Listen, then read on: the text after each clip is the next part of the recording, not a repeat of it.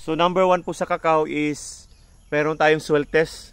Pagkatapos meron tayong program ng fertilization, organic at saka inorganic. Kailangan po natin ng organic matter sa ating kakao.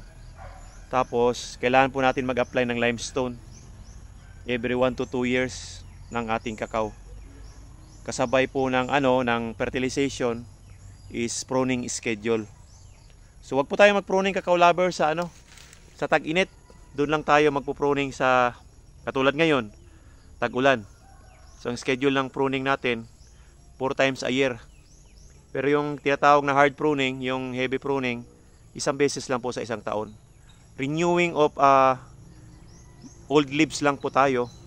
Tapos ang idea is magpupulyar po tayo, mag-i-spray po tayo ng pulyar para tumaba ang ating mga dahon, magiging greenish siya.